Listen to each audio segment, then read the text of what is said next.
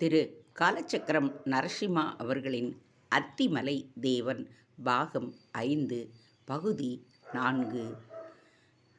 நேயர்களாகிய உங்களுக்கு ஒரு வேண்டுகோள். என்னுடைய இந்த வாசிப்பு உங்களுக்கு பிடித்திருந்தால் நீங்கள் எனது சேனலை மெம்பர்ஷிப் வாங்கலாம், சூப்பர் தேங்க்ஸும் வாங்கலாம். இது என்னுடைய பணிவான வேண்டுகோள்தான். தேங்க்யூ. அத்திமலை தேவனின் 4வது பாகம். அந்த பேழையில் என்ன இருக்கின்றது? ஆதித்த கரிகாலன் கேட்க, விருஞ்சிநாதர் மற்றொரு பேழையை நோக்கி நடந்து சென்று அதை திறந்தார். உள்ளே ஏதோ சுவடிகள் உள்ளன இளவரசே, சுவாரஸ்யமில்லாமல் தான் கூறினார் விருஞ்சிநாதர். பொக்கிஷ அறையில் சுவடிகளா? எடுத்து படியுங்கள் தேவிநாதரே. என்ன சுவடிகள் என்று பார்ப்போம். உக்ரோதயத்தை பற்றி இன்னும் ஏதாவது தகவல்களாக இருக்கப் போகிறது, ஆதித்த கரிகாலன் கூறினான். சோழ கங்க பாடப்பத்திர ஒப்பந்தம். நேமியங்கையர் சுவடிக்கட்டை பிரிக்காமலேயே சுவடிக்கட்டின் மீது பொறிக்கப்பட்டிருந்த எழுத்துக்களை வாசித்துவிட்டு ஆதித்த கரிகாலனை நோக்கினார். பிரித்து படியுங்கள், ஆதித்தன் கட்டளையிட்டான். நேமியங்கையர் தொடர்ந்து சுவடியை படித்தார். கங்க மன்னனாகிய பிருத்திவிபதியும் சோழ மன்னராகிய பராந்தகரும் இணைந்து வானர் ஆண்ட பெரும்பாடி நாட்டை வீழ்த்தி அடிமைப்படுத்தி கங்க நாட்டிற்கு உரிமைப்படுத்தியதற்கு கைமாறாக புங்கனூர், சிறுபானப்பாடி மற்றும் சொர்ணமதி நதிக்கரையை ஒட்டி கோலாகலபுரத்தில் சொர்ணமதி ஆற்றின் தென்கரையில் உள்ள 5 சுவர்ண சுரங்கங்களை சோழத்துக்கு தாரை வார்த்து கங்க மன்னன் அளிக்கும் பானபத்திரம். சோழத்திற்கு உரிமையான இந்த பகுதிகளை கங்க மன்னனதோ அவனது மகள் ஹூஸ்தி மல்லனோ எந்த காலத்தையும் உரிமை கோர மாட்டார்கள். சுவடியை வாசித்த நேமியங்கையர் அந்த உடன்படிக்கையின் கீழ் சோழ பராந்தகனும் பிருத்திவிபதியும் பதித்திருந்த இலச்சினை ஆதித்தனிடம் காட்டினார். ஆதித்த கரிகாலன் திகைப்புடன் ஜம்புகேஸ்வரரை நோக்கினான். பராந்தகன் இப்படி ஒரு ஒப்பந்தத்தை செய்திருக்கிறார் என்றால் ஏன் அந்த பகுதிகளை நாம் இன்னும் நமது ஆளுமையின் கீழ் கொண்டு வரவில்லை? ஆதித்தன் கேட்டான். சற்று அமைதியை கடைபிடித்தார் ஜம்புகேஸ்வரர். பிறகு கிசுகிசுத்த குரலில், இளவரசே, இந்த உடன்படிக்கை பாணர்களின் குருதியால் எழுதப்பட்டது. பாணர்கள் நம்முடன் நட்புடன் இருந்த காலம் உண்டு. கங்கமும் நமது நட்பு நாடுதான். எதிர்பாராத விதமாக கங்க மன்னன் பிருத்திவிபதிக்கும் பாணர்களின் அரசர் விசயாதித்த பாணனுக்கும் காலத்தை குறித்து எல்லை பிரச்சினை மூண்டுவிட்டது. பராந்தகர் கங்க மன்னன் பிருத்திவிபதியை ஆதரித்து பாணர்களின் மீது படையெடுத்தார். பாணர்களை அடிமைப்படுத்தி கங்கர்களுக்கு அடிமையாக்கினோம்.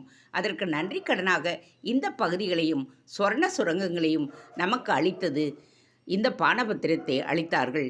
ஆனால் ராஜாதித்தன் இருந்தது, உத்தமசீலன் பாண்டிய மன்னனால் தலை சீவப்பட்டது ஆகிய சம்பவங்களால் நிலை குலைந்த பராந்தகர் பாணர்களின் சாபத்தால் பிள்ளைகள் இறந்தனரோ என்று எண்ணித்தான் இந்த பானபத்திரத்தில் குறிப்பிட்டிருந்த பகுதிகளை கைப்பற்றாமல் விட்டுவிட்டார் என்று கூறினார்.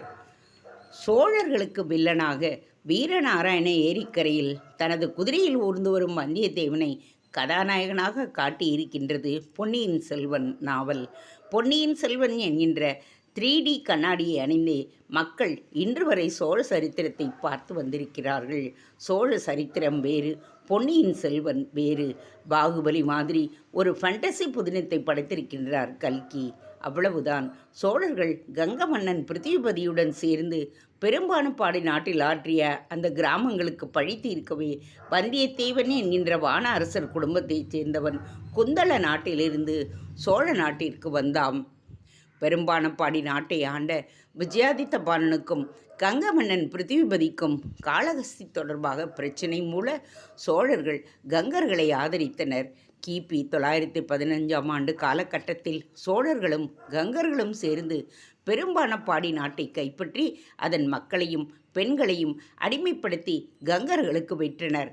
மன்னன் விஜயாதித்த வாணன் குந்தள மன்னன் கிருஷ்ணனிடம் அடைக்கலம் புகுந்தான். பராந்தகனின் கைப்பாவையாக திகழ்ந்த பிருத்திவிபதியின் மகன் ஹோசிமல்லன் என்கின்ற கங்க நாட்டு மன்னன் பாணர் மக்களை சித்திரவதைக்கு உட்படுத்தி பெரும் துன்பத்தில் ஆழ்த்தினான். உதயேந்திர செப்பேடுகள் மற்றும் சோழ சிம்மபுர கல்வெட்டுகள் இந்த பெரும்பானப்பாடி வீழ்ச்சியை ஊர்ஜிதம் செய்கின்றன. தங்கள் மங்கையரை நாசம் செய்து அவர்களது குழந்தைகளுக்கு யார் தகப்பன் என்று கூட அறியாமல் செய்த சோழர்களின் மீது கடும் பகைமை கொண்ட விஜயாதித்த பாணன் தனது மகன் பேரன் ஆகியோரிடம் சோழர்களின் மீது பழி தீர்க்க வேண்டும் என்ற உறுதிமொழியை பெற்றுக்கொண்டான். விஜயாதித்த வாணனின் வழித்தோன்றல்தான் வாணர்குல வந்தியத்தேவன்.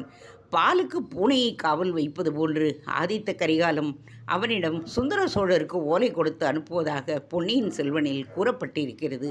கல்கியின் கதாநாயகனான வந்தியத்தேவன் 10 வருடங்களுக்கு சிறையில் இருந்ததாக நந்திபுரத்து நாயகி புதினத்தில் விக்கிரமன் கூறியிருக்கிறார். குந்தவையின் கோரிக்கையின் பேரில் அருள்மொழிவர்மன் அவளை விடுவிப்பதாகவும் கூறியிருக்கின்றார். வந்தியத்தேவன் எதற்காக சிறையில் இருந்தான்? பழிவாங்க துடிக்கும் வாணர்களின் வழித்தோண்டல் என்கின்றபோது அவனை எப்படி ஆதித்த கரிகாலனை அருகினில் விட்டார்கள்? வந்தன் என்ற சொல்லுக்கு தமிழ் அகராதியை பார்த்தால் வந்தி என்பதற்கு வந்தனை செய்பவன் என்று பொருள்.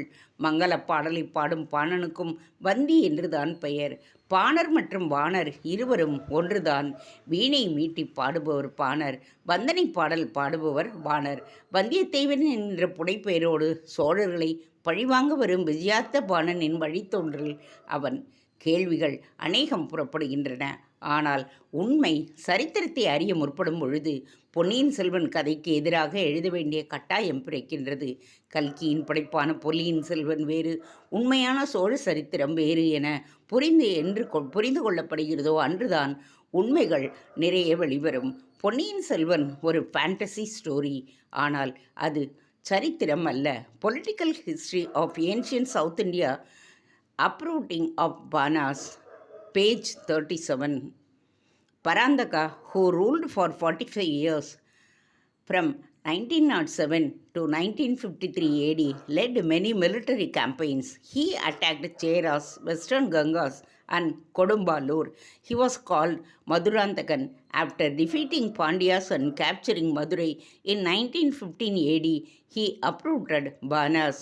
He also uprooted Vaidumpas of the Renundu country for supporting Banas and being their ally. Sundara Chola died in Kanchi and his wife Vanavan Madevi committed sati.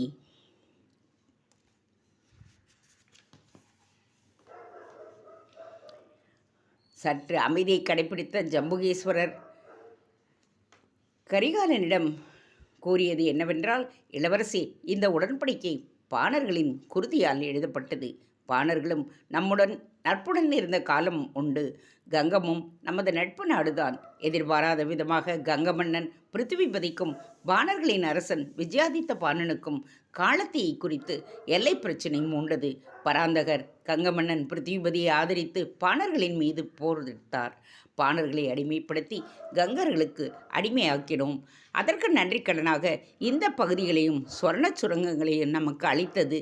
இந்த பானபத்திரத்தையும் அளித்தார்கள்.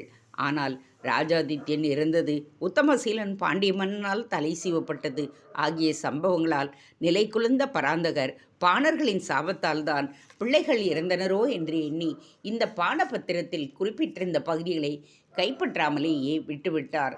அதற்கு பிறகு சோழர்களுக்கு உரித்தான சொர்ண சுரங்கங்கள் கோலாகலபுரத்தில் உள்ளன என்றால் நாம் அதனை ஏன் இன்னும் கைப்பற்றாமல் இருக்கின்றோம்? திகைப்புடன் அவரை பார்த்தான் ஆதித்த கரிகாலன். இளவரசே, காலங்கள் மாறிவிட்டன. பிருத்திவிபதி மன்னனாக இருந்த பொழுது அவருக்கும் பராந்தகருக்கும் இடையே எழுதப்பட்ட ஒப்பந்தம், அதன் பிறகு சுரங்கங்களுக்கும் நமக்கும் இடையே பகைமையும் தோன்றிவிட்டது. நமது ராஜாதித்யரே கங்க மன்னன் பூதுகன்தான் விஷ அம்பினை எய்து கொன்றான்.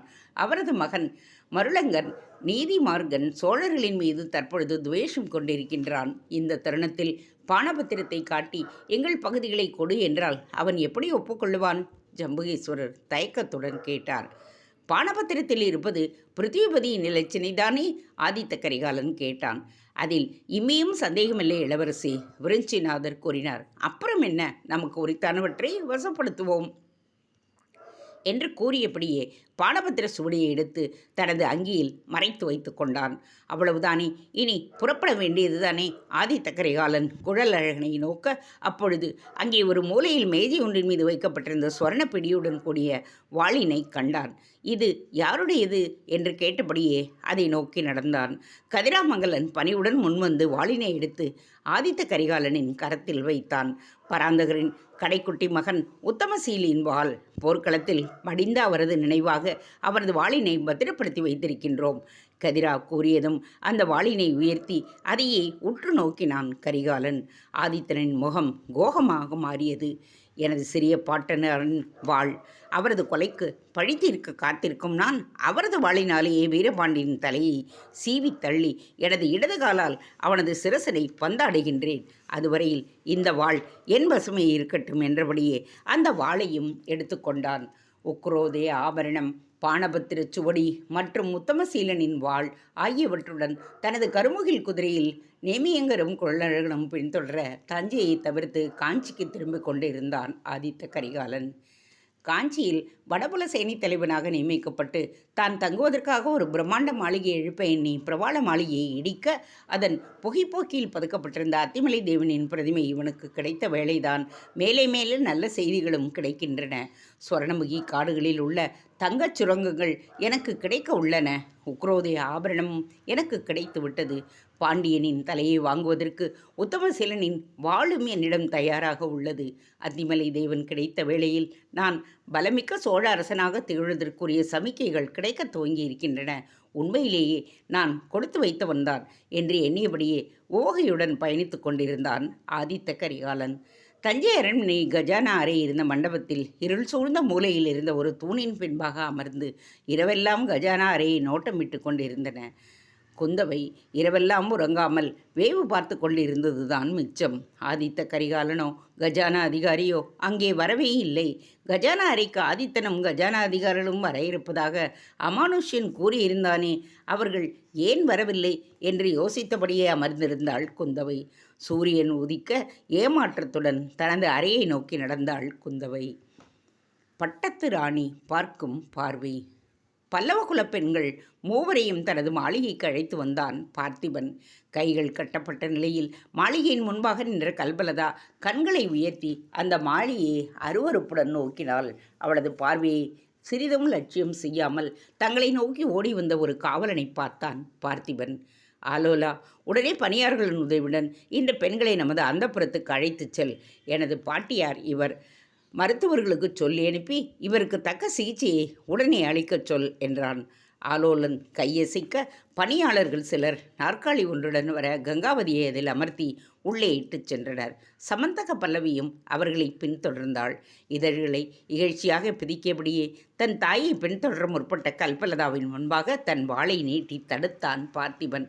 நீ எங்கே போகிறாய்? உனக்கு தனியாக விசேட கவனிப்பு தரப்படும் என்றவன் மீண்டும் மாளிகை பக்கமாக திரும்பி ஒரு பணிப்பெண்ணை அழைத்தான். நீ சென்று லலாடிகாவை அழைத்து வா என்றான். ஆத்திரத்துடன் அவனது அகன்ற முதுகை உறுத்து பார்த்தாள் கல்பலதா. சோழர்களை பற்றி நீ இன்னும் அறிந்து கொள்ளவில்லை. அவர்களை நம்பி நாசத்தை தேடிக்கொள்ளாதே. கல்பலதா வீறிட்டு அலறினாள். அவளது அலறல் தனது செவிகளில் விழாதது போல் அமைதியாக தனது மாளிகையின் வாயிலையை பார்த்தபடி நின்றான் பார்த்திபன். உயரமான ஒரு நங்கை நளினமாக நடந்து வந்தாள்.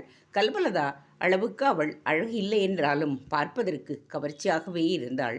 பால் வெண்மை நிறம், கருவண்டுகளைப் போன்ற கண்கள், குவிந்த தனங்கள், செதுக்கியது போன்ற நாசியும் இதழ்களும் என்று ஆணினத்தை சுவாசம் இழக்கச் செய்யும் பல அம்சங்களையும் அவள் கொண்டிருந்தாள். கோபுர கொண்டையிலிருந்து வழிந்திருந்த நீண்ட கூந்தல் அவளது நளினமான நடையால் முன்பாக வந்து விழ அதை மீண்டும் அலட்சியமாக பின்பக்கத்தில் தள்ளியபடியே வந்து நின்றாள். லலாடிகா, இந்த பெண் நமது கைதி. இவளது உப்பரியை நந்தவன அறையில் அடைத்து வை. நாளை விசாரணைக்கு பிறகு தண்டனையை உறுதிப்படுத்துவோம். பார்த்திபன் கூறியவுடன் லலாடிகா என்ற அந்த நங்கையில் கல்பலதாவின் பின்பாக வந்து நின்று கொண்டாள். கல்பலதா அவளை வெறுப்புடன் நோக்கிவிட்டு மீண்டும் பார்த்திபனை நோக்கி அனல் பறக்கும் பார்வை ஒன்றை வீசினாள். பெயரில் பல்லவத்தை வைத்திருக்கின்றீர். பல்லவத்தின் பெருமைகளை அறிவீரா? அஸ்வத்தாமா என்ற புலிவேயும் தொடங்கி எனது முப்பாட்டன் அபராஜிதவர்மன் வரை எவ்வளவு உன்னதமான மன்னர்களெல்லாம் ஆட்சி புரிந்திருக்கின்றனர். இப்படி சோழத்தின் சேவகனாக இருப்பதை காட்டிலும் ஒரு கைதியாக இருப்பதை நான் பெருமையாகத்தான் நினைக்கின்றேன். தனது சொற்களால் அவனை காயப்படுத்த வேண்டுமென்றுதான் அவள் நினைத்தாள். கடகடவென்று நகைத்தான் பார்த்திபன். அவனது கம்பீர குரல் கல்பலதாவுக்கு இன்னும் அதிக எரிச்சலை கிளப்பியது. சோழர்களுக்கு சேவகமா? சரித்திர சுவடிகளை புரட்டி பார்க்கல்பா. என்னை விட உனது முப்பாட்டன் அபராஜிதன் ஆதித்த சோழனுக்கு இன்னும் அதிக ஊழியத்தை புரிந்திருக்கின்றான். சோழர்களோடு சேர்த்து எனது முப்பாட்டன் நிருபதுங்கனையும் அவன் மகள் கோதாவரியையும் நாட்டை விட்டு விரட்டி அடித்தான்.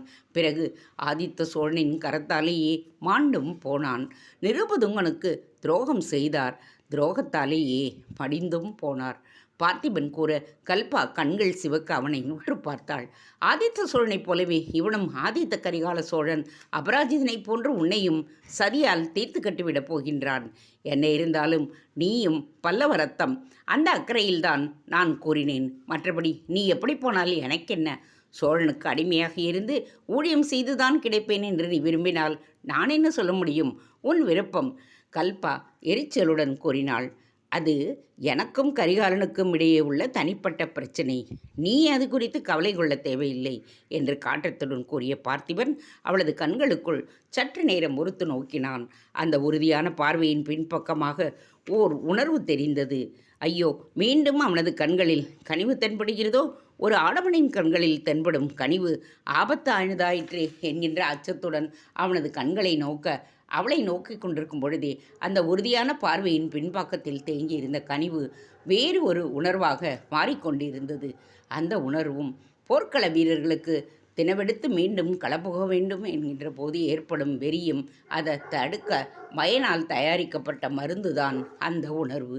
பார்த்திபனின் உறுதியான பார்வைக்கு பின்பாக காணப்பட்ட கனிவு காதலாக வடிவெடுக்க துவங்க அதனால் நடுநடுங்கி போனாள் கல்பலதா.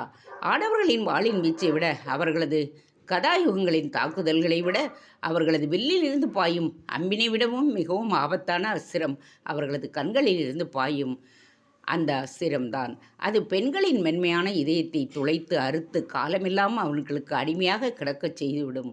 எனவே தவிர்க்க வேண்டியது ஆடவரின் காதல் அஸ்திரத்தைத்தான் என்று அவளது பாட்டி கங்காவதி முதல் பாடத்தை சொல்லிக் கொடுத்திருந்தாள். எந்த ஆடவனின் கண்களையும் நோக்காதே, நிலத்தை மட்டும் உனது கண்களால் நோக்கு. காரணம், நீ ஒரு ஆடவனின் கண்களை நோக்கினால் நீ அவனுக்கு விடுக்கும் அழைப்பாகவே அதனை கருதுவான் அவன்.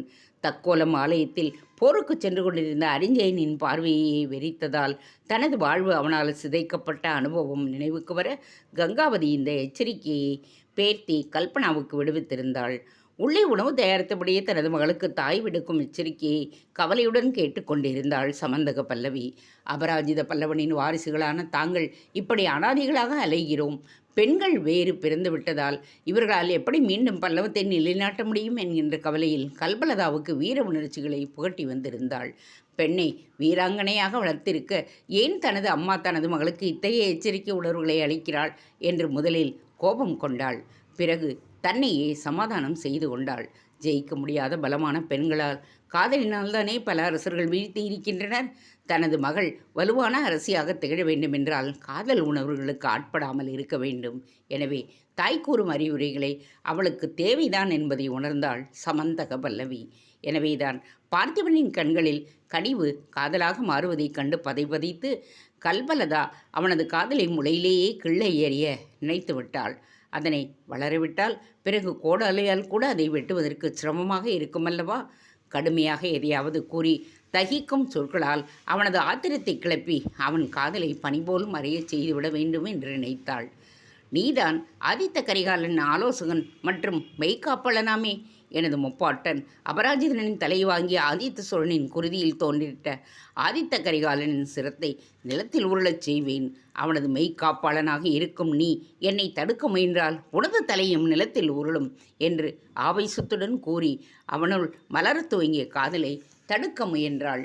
தன்னுள் முளைவிட்டிருந்த காதல் பார்த்திபனையும் அச்சுறுத்தி இருக்க வேண்டும். தனது பார்வையை பலவந்தமாக கல்பலதாவிடமிருந்து திருப்பியவன் லலாடிகாவை கவனித்தான். லலாடிகா, கைதி என்று கூறிவிட்டேன், இனம் ஏன் பார்த்து கொண்டு நிற்கிறாய் என்றவுடன் அவள் தனது கையை இருமுறை தட்ட காவலர் இருவர் அங்கே வந்தனர். இந்த பெண்ணை உப்பரிகை நந்தவன அறையில் சிறை வையுங்கள், தனது இனிமையான குரலால் லலாடிகா கூற காவலர்கள் கல்பலதாவின் இருபுறமும் வந்து நிற்க வேறு வழியின்றி கல்பலதா அவர்களுடன் நடந்தாள். பார்த்திபனின் மாளிகை உப்பரிகை மிகவும் விஸ்தாரமாக இருந்தது. உப்பரிகையின் ஒரு பகுதியில் அழகிய கண்ணாடி மண்டபம் ஒன்றிருக்க அந்த மண்டபத்தை சுற்றி அழகிய நந்தவனமும் அமைக்கப்பட்டு இருந்தது. வண்ண மலர்கள் பூத்து குலுங்க பவழமல்லிகை மற்றும் செண்பக மலர்களின் வாசம் உப்பரிகையை மணக்க வைத்தது. நந்தவனத்தின் தென் மூலையில் ஒரு சிறிய அறை காணப்பட்டது. அறைக்குள் நுழைந்த கல்பலதா சுற்றிலும் நோக்கினாள். நந்தவனச் செடிகளுக்கு நீர் பாய்ச்சும் கலயங்கள், மண்வெட்டி, சணல், பையில் எரு என்று ஒரு மூலையில் வைக்கப்பட்டிருக்க, அறையின் மையத்தில் ஒரு மஞ்சம் போடப்பட்டிருந்தது. பழைய பஞ்சனை ஒன்று அதில் விரிக்கப்பட்டிருந்தது. அருகே மண்கோஜாவில் நீர் வைக்கப்பட்டிருந்தது. அறையில் தீபம் எதுவும் ஒளிர்ந்து கொண்டிருக்கவில்லை. சாளரத்தின் வழியாக சிலுசிலுவென்று காற்று வீசிக்கொண்டிருந்தது. உப்பரிகை கண்ணாடி மண்டபத்தில் ஊசலாடி கொண்டிருந்த அலங்கார விளக்குகள் அந்த அறைக்கும் ஒளியை தந்து கொண்டிருந்தன. எரிச்சலுடன் பஞ்சனையில் சரிந்தாள் அவள். மூடன், இதை போய் சிறைவாசம் என்கின்றான். இவர்கள் தக்கோலத்தில் வசித்த குடில் இதைவிடச் சிறியது, வசதிகளும் குறைந்தது என்பதை பார்த்திபன் அறிவானோ? தனக்குள் முணுமுணுத்தவள் அசதியுடன் பஞ்சனியின் மீது அமர்ந்தாள். பெண்ணே, கண்ணாடி மண்டபத்தில் இரவு பணிக்கென்று தாதி அமர்த்தப்பட்டிருப்பாள். இயற்கை உபாதைகள் ஏற்பட்டால் நீ அவர்களை சாளரத்தின் வழியாக அழைக்கலாம் என்ற லாடிகா அவளது பதிலுக்கு கூட காத்திராமல் வெளியே சென்று அந்த அறைக்கதவை பூட்டினாள். மஞ்சத்தில் சரிந்த கல்பலதா களைப்புடன் கண்களை மூடினாள். தக்கோலத்திலிருந்து காஞ்சிக்கு நடந்தே வந்திருந்ததால் கால்கள் கெஞ்சின. சிலுசிலுவென்ற உப்பரிக நெந்தவன காற்று அவளை தாளாட்ட உறக்கம் கண்களை தழுவியது. எதிர்காலத்தை பற்றி சிந்திக்க வேண்டுமே, உறங்கினால் எப்படி என்று அவளது சிந்தனை எச்சரிக்கை செய்ய, எதுவாக இருந்தாலும் நாளைக்கு பார்த்து கொள்ளுவோம், இப்பொழுது எனக்கு ஓய்வு தேவை என்று உடல் மறுத்து அவளது உணர்வுகளை கட்டி போட்டது. ஆழ்ந்த உறக்கத்துக்குள் நழுவினாள் கல்பா. பொழுது விடிந்தது.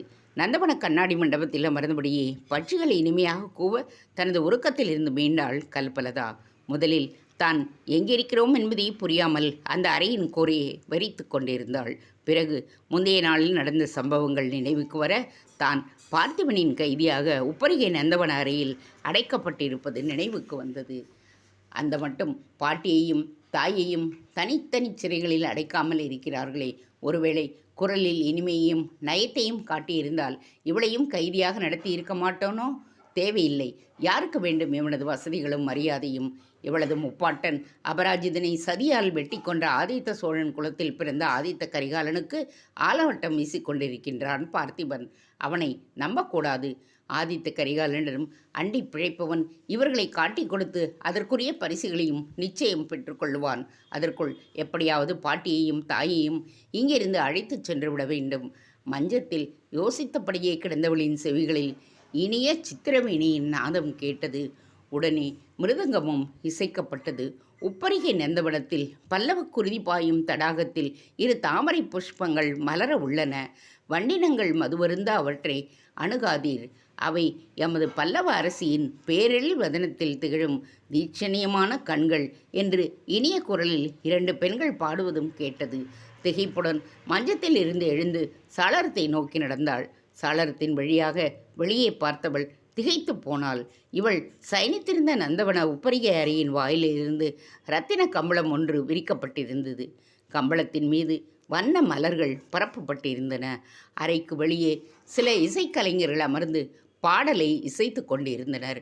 வெள்ளித்தட்டுகளில் மங்களப் பொருட்கள் தாதியர் நின்றிருக்க, இரு பணிப்பெண்கள் வெண் சாமரங்களுடன் நிற்க, இன்னும் இரண்டு சேடியர் வெட்டிவேறு விசிறிகளுடன் நின்றிருந்தனர். ஒரு முதியவளின் கரங்களில் கலயம் ஒன்றே ஏந்தியிருக்க, அதில் அகில் மற்றும் அருகம்பொடி கலந்த தூப புகை எழும்பிக் கொண்டிருந்தது.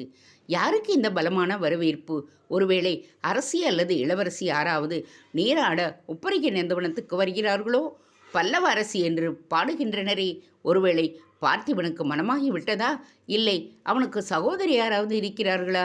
சாளரத்தின் வழியாக வெளியில் நிற்பவர்கள் கல்பலதாவின் கண்கள் மேய, அவள் சாளரத்தின் அருகே வந்து நிற்பதைக் கண்ட லலாடிகா புன்முறுவல்வின்றி வெளியிட்டபடியே அந்த அறைக்கதவை திறந்தாள். வெளியே வாருங்கள் கல்பலதா பல்லவதேவி, பணிவுடன் லலாடிகா அழைக்க, திகைப்புடன் கல்பனா வெளியே வந்து நின்றதுதான் தாமதம். அங்கிருந்த அத்தனை தோழியரும் இசைக்கலைஞர்களும் தாதியரும் முழங்காலிட்டு அவள் முன்பாக மண்டியிட பிரமிப்பின் உச்சிக்கே சென்றாள் கல்பா. என்ன இது? கிசுகிசுப்பாக ஒலித்தது அவள் குரல். பல்லவத்தின் கடைசி மன்னர் அபராஜிதனின் வழித்தோன்றல் கல்பலதாவுக்கு நிருபதுங்கவர்மனின் வழித்தோன்றல் பார்த்திபேந்திரர் அளிக்கும் வரவேற்பு. பல்லவம் இல்லை என்றாலும் அதன் அரசிக்குரிய மரியாதையை செலுத்தும்படி பார்த்திபேந்திரனின் கட்டளை. வாருங்கள் தேவி, லலாடிகா கூற பிரமை பிடித்தவளை போன்று நின்றாள் கல்பா. ஒரு மூதாட்டி தனது கையில் இருந்த தட்டில் அவளுக்கு மங்கள நீரை சுற்றி கன்னத்தில் ஒரு திஷ்டி பொட்டினை வைத்தாள். என்ன நடக்கிறது இங்கே என்கின்ற கேள்வி மட்டும்தான் கல்பாவின் இதயத்தில் தொடர்ந்து கேட்டுக்கொண்டிருந்தது. அஸ்மத்தாவின் குலதீப அட்டபுயகர புஷ்பவல்லி காஞ்சிபுர பல்லவாங்கி சீதள கோமள கனக ஆதி லலிதாங்கி அபராஜித சுதாவல்லி கல்பலதா பல்லவதேவி பராக் பராக் பராக். கட்டியங்காரன் முழங்கியவுடன் கொம்பு வாத்தியம் ஒலிக்க மேளங்களும் டமாரங்களும் முழங்க அங்கிருந்து கல்பலதா அழைத்துச் செல்லப்பட்டாள். உப்பரிகையில் இருந்து இறங்கி மாளிகையின் முதல் தளத்தில் ஒரு பகுதிக்கு அழைத்துச் செல்லப்பட்டாள் அவள். கல்பலதா தேவி, இனி இதுதான் தங்களது அந்தப்புறம். அவளது செவியில் கிசுகிசுத்தாள் லலாடிகா. நேற்று வரை இங்கே யார் வசித்தார்கள்? திகைப்புடன் கேட்டாள் கல்பலதா. நேற்று வரை பார்த்திபேந்திர பல்லவர்தான் இங்கே தங்கியிருந்தார். தனது ஜாகையை கீழ்த்தளத்திற்கு அவர் மாற்றிக்கொண்டு விட்டார். அவரது தந்தை தர்மவர்மரின் அறைக்கு பக்கத்தில் உள்ள அறையை தான் எடுத்துக்கொண்டார். பல்லவ அரசிக்கு தனது மாளிகையின் முதல் தளத்தை ஒதுக்கியிருக்கிறார், லலாடிகா கூறினாள். அயர்ந்து போய் நின்றாள் கல்பா. பார்த்திபனின் இந்த செய்கைக்கு என்ன பொருள்? உண்மையிலேயே அபராஜிதனின் வாரிசு என்பதற்காக இவளுக்கு இத்தகைய மரியாதையை அளிக்கின்றானா? அல்லது அவனது கண்களில் நேற்று புறப்பட்ட அந்த காதல் உணர்வின் பிரதிபலிப்பாக இந்த உபசரிப்பை செய்கின்றானா? அல்லது இவளை வளைத்து அடிமைப்படுத்துவதற்காக செய்யும் ஏமாற்று வேலையின் ஒரு அங்கமாய் இந்த வரவேற்பு? எந்த முடிவுக்கும் வர முடியாமல் குழம்பினாள் கல்பலதா. கல்பலதாவை அழைத்து கொண்டு மாளிகையின் முதல் தளத்திற்கு சென்ற தோழிகள் அவளது அந்தப்புறத்திற்குள் நுழைந்தனர். இசைக்கலைஞர்களும் காவலர்களும் கட்டியங்காரனும் அறைக்கு வெளியே நிற்க அறைக்கதவு மூடப்பட்டது. தனது அந்தப்புறத்தை நோட்டமிட்ட கல்பலதாவின் பிரமிப்பு 2 மடங்காக அதிகரித்தது. அறை மிகவும் அழகாக அலங்கரிக்கப்பட்டு இருந்தது. அறை முழுவதும் வெண்மையை வாரி வழங்கியபடியே வெண்பட்டு திரைச்சீலைகளும் விதானங்களும் கொண்டு அலங்கரிக்கப்பட்டிருந்தது. முந்தைய தினம் பழைய பஞ்சனையில் படுத்து உறங்கியவளுக்கு தந்தத்தினால் அமைக்கப்பட்ட சப்ரமஞ்சம் தயாராக காத்திருந்தது. பட்டு பஞ்சனையில் வண்ண பூக்களின் ஓவியங்களுடன் கூறிய விரிப்புகள் பட்டு திண்டுகள் என்று அமர்க்களப்படுத்தி இருந்தனர். சப்ரமஞ்சத்தின் மீது வண்ண ரசகுண்டுகளும் இனிமையான சப்தம் எழுப்பியபடியே இருந்த சிறு சிறு மணிகளும் பிணைக்கப்பட்ட கூராளம் என்பது காணப்பட்டது. அந்தப்புறத்தின் தரையில் அழகிய இரத்தின கம்பங்கள் விரிக்கப்பட்டிருந்தன. மஞ்சத்தின் இருபுறமும் அம்சதூளிகா விளக்குகள் ஒளிந்து கொண்டிருக்க அங்கங்கே அலங்கார தீபங்களும் வைக்கப்பட்டிருந்தன. தக்கோலத்தில் பாழடைந்த குடிலில் வசித்து வந்த இவளுக்காக இத்தனை அலங்காரங்கள்? கல்பலதாவால் தனது கண்களையே நம்ப முடியவில்லை. அந்த அறையை சுற்றி மலைப்புடன் நோக்கி கொண்டிருந்த கல்பலதாவின் கையை உரிமையுடன் பற்றிய லலாடிகா அவளை அறையின் பின்பக்கமாக இருந்த கதவை நோக்கி அழைத்துச் சென்றாள். அந்த கதவை திறந்ததும் அழகிய முற்றம் ஒன்று இருக்க அதன் வழியே லலாடிகாவும் தோழியரும் கல்பலதாவை அழைத்துச் சென்றனர். முற்றத்தின் முடிவில் ஒரு வெட்ட வெளி இருக்க அதில் ஒரு சிறிய குளம் இருந்தது. அதில் கல் யானை ஒன்று தனது துதிக்கையினால் குளத்திற்குள் நீரை பாய்ச்சுவது போல் அமைக்கப்பட்டிருக்க கல்பலதாவை அந்த செயற்கை பொய்கையில் இறக்கி நீராட்டத் தொடங்கினர் அவர்கள். தோழியர் மங்களப்பொடிகளும் வாசனை மொழிகளும் கலந்த பொய்கை நீரை இதமான சூட்டில் அவளது தேகத்தில் தாளாட்ட கிறங்கி போனாள் கல்பலதா. இவள் தொடர்ந்து தகிக்கும் சொற்களை பார்த்திபனின் மீது ஏவிக்கொண்டிருக்க அவனோ இவளது தேகத்தையும் மனதையும் குளிர்விக்கின்றானே. மூலிகை வேறினால் அவளது பற்களை துலக்கி மஞ்சள் மற்றும் சந்தனப்பொடிகளை தூவி ராஜ உபராத்துடன் அவளை நீராட்டினர் தோழிகள். நீராடி முடிந்ததும் அவளை தலையை துவட்டி அழகிய சிகை அலங்காரம் செய்து நறுமண மலர்களை சூட்டி ஆபரணங்களையும் அணிவித்தனர். வெண்பட்டில் ஸ்வர்ண நூல் இழைகளால் நெய்யப்பட்ட சேலையை அணிவித்து அவளை நிலைக்கண்ணாடியின் முன்பாக நிறுத்தினர். இதுகாரும் வறுமையில் நாடோடியாக தெரிந்தாலும் பல்லவ வாரிசான தான் அனாதையாக தவித்ததனால் ஏற்பட்ட கம்புணர்ச்சியாலும் கல்பலதாவுக்கு தன்னை அழகு செய்தும் எண்ணமே என்றும் இருந்ததில்லை. அதற்கான வாய்ப்புகளும் கிடைக்கவில்லை. இப்பொழுது ஒரு முழு அரசிக்குரிய அலங்காரங்களுடன் நிலைக்கண்ணாடியில் முன்பாக நிறுத்தப்பட்டதும் தனது பேரெழிலைக் கண்டு ஒரு கணம் திகைத்து நின்றாள். ஒய்யார கொண்டையுடனும் கவர்ச்சியான ஆடை அலங்காரத்துடனும் கண்ணாடியில் பிரதிபலித்த தனது உருவத்தைக் கண்டு தானே சொக்கிப் போனாள். நான் இவ்வளவு பேரழகு வாய்ந்தவளா? தன்னையே கேட்டுக்கொண்டாள் கல்பலதா. அலங்காரங்கள் முடிந்ததும் அந்தப்புறத்திலிருந்து வெளிப்பட்டு தனது தாயும் பாட்டியும் தங்கியிருந்த கீழ்த்தள அறையை நோக்கி நடந்தாள். பட்டுச்சேலை கட்டி கம்பீர ராஜமாதாவாக அமர்ந்திருந்தாள் சமந்தக பல்லவி. வா மகளே, தேவலோக மங்கையைப் போல் இருக்கின்றாய். இப்படி உன்னை காண்பேனா என்று இவ்வளவு நாட்களாக நான் மருகிக் கொண்டிருந்தேன். இப்படி எங்களை அனாதையாக அலைய வைக்கின்றாயே என்று அந்த அத்திமலை தேவனிடம் புலம்பாத நாட்களே இல்லை. இன்று எனது வேண்டுதலுக்கு செவிசாய்த்து விட்டான் அவன் என்று கண்ணீருடன் மகளை அணைத்து உச்சி முகர்ந்தாள். பாட்டியார் கங்காவதியின் முகத்தில் இவ்வளவு நாட்களாக தென்பட்டிருந்த நோயின் கடுமை குறைந்தது போல் காணப்பட்டாள். அவளது தேகத்தை வெந்நீரால் துடைத்து புதிய ஆடைகள் அணிவித்து சிகை சீவப்பட்டு மருத்துவ கவனிப்பும் தொடர்ந்து கிடைத்ததால் முகமெல்லாம் புன்னகையுடன் மஞ்சத்தில் கிடந்தாள். பேர்த்தியை வாழ்த்துவது போன்று கையையும் உயர்த்தினாள். மகளே, 30 ஆண்டுகள் வாழ்ந்தாரும் இல்லை, 30 ஆண்டுகள் தாழ்ந்தாரும் இல்லை என்கின்ற வழக்கு கூறுவதைப் போல் நாம் பட்ட இன்னல்கள் தீர்ந்து இனி அரசபோக வாழ்க்கை கிடைக்கப் போகின்றது. உபேந்திர பார்த்திப பல்லவன் நமக்கு அடைக்கலம் மட்டும் கொடுக்கவில்லை, உனக்கு பல்லவ அரியணையே தர இசைந்திருக்கின்றான். அவனை கடிந்து பேசாதே. உனது பாட்டியார் மீதும் என் மீதும் எவ்வளவு மதிப்பும் மரியாதையும் செலுத்துகிறான் தெரியுமா? இன்றிரவு தர்மவர்மரும் அவர் மகன் பார்த்திபனும் நமக்கு விருந்து அளிக்கின்றார்கள். பார்த்திபன் என்னை மரியாதையுடன் பேசுவது போல் விருந்தில் நீயும் தர்மவர்மரிடம் பணிவுடன் பேச வேண்டும். பழைய பல்லவ சரித்திரங்களை மனதில் கொண்டு அவரிடம் வன்மத்தை காட்டாதே. இறைஞ்சும் குரலில் பேசினாள் சமந்தக பல்லவி. அறையின் நுழைவாயிலின் அருகே நின்றிருந்த லலாடிகாவை திரும்பி நோக்கினாள். பார்த்திபன் பல்லவர் எங்கே? கல்பலதா கேட்டாள். அவரது அறையில் இருக்கின்றார், லலாடிகா கூற கல்பலதா வெளியே நடந்தாள்.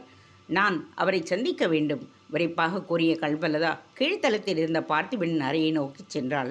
லலாடிகா பார்த்திபனின் கதவை இருமுறை தட்டிவிட்டு ஒதுங்கி நிற்க உள்ளே வரலாம் என்ற பார்த்திபனின் கம்பீரமான குரல் கேட்டது.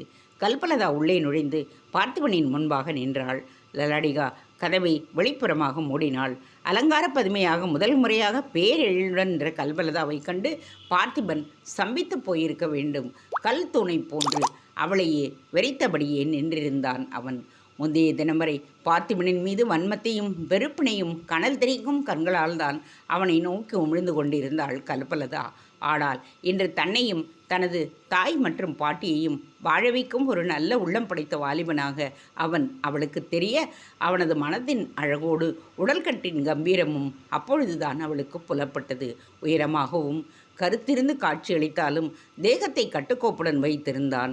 தீர்க்கமான நாசியும் அதன் கீழே மரவட்டை போன்று படர்ந்திருந்த மீசையும் அகன்று வேலின் முளையை போன்ற கூர்மையான பார்வையும் பிடரியை மறைத்த சுருண்ட குழலும் கழுத்தின் கீழே காணப்பட்ட ஆழமான இரு குழிகளும் அதன் கீழே மலையை போன்று பறந்து விரிந்த மார்புமாக மலையின் கீழ் காணப்படும் பள்ளத்தாக்கினை போ ஒட்டிய வயிறும் இரு மலைப்பாம்புகள் மரத்திலிருந்து ஊசலாடுவது போன்ற பலமான கைகளையும் கண்டு திகைத்து போய் நின்றிருந்தாள்.